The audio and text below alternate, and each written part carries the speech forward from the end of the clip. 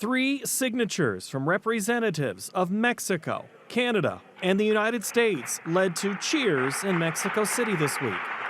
The USMCA earned its first round of approval in November of 2018. And the result, I think, is the best trade agreement in history.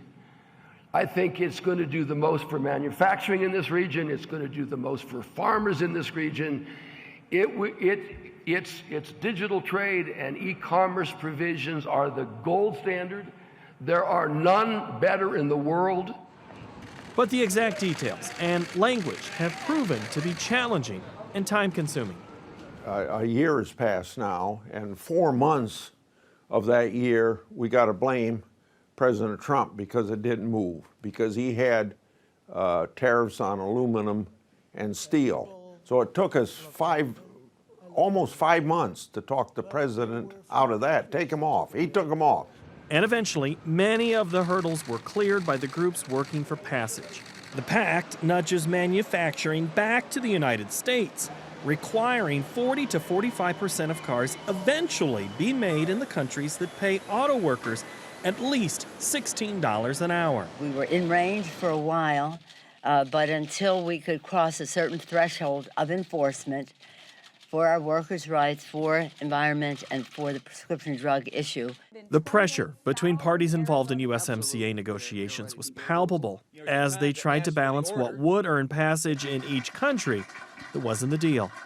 These were intense, argumentative, angry negotiations. I mean, this got really hot on a number of occasions. I think we set a world record for hanging up on each other, myself and the trade rep. But at the same time, we also knew that this was an opportunity that we couldn't let get away from us. Proponents of the USMCA wanted to have the deal ratified by the end of 2019 and out of the 2020 presidential election year. Supporters will have to wait for their gift to come in the new year. We will not be doing USMCA in the Senate between now and the end of next week. That'll have to come up, in all likelihood, right after the trial is finished in the Senate. Senator Grassley praised the support from former Obama Secretary of Agriculture Tom Vilsack in seeking approval for the pact. The dairy industry may be one of the big winners of the NAFTA replacement. Vilsack is now the CEO of the U.S. Dairy Export Council. Mexico and Canada currently import about $1.5 billion of U.S. milk products, more than 25% of all U.S. dairy exports. The pair made a push for passage back in August during a visit to an Iowa dairy production facility.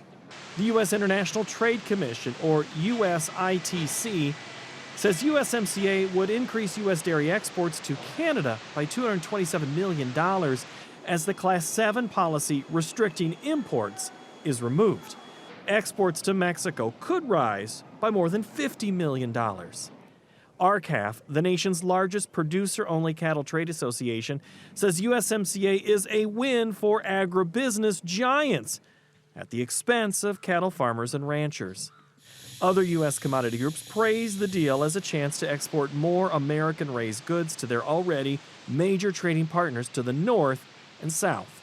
We're going to see a $34 billion investment in manufacturing in the United States. We're going to see 174,000 jobs created. So I think that besides updating NAFTA, which was absolutely necessary, this is a very, very good piece of legislation.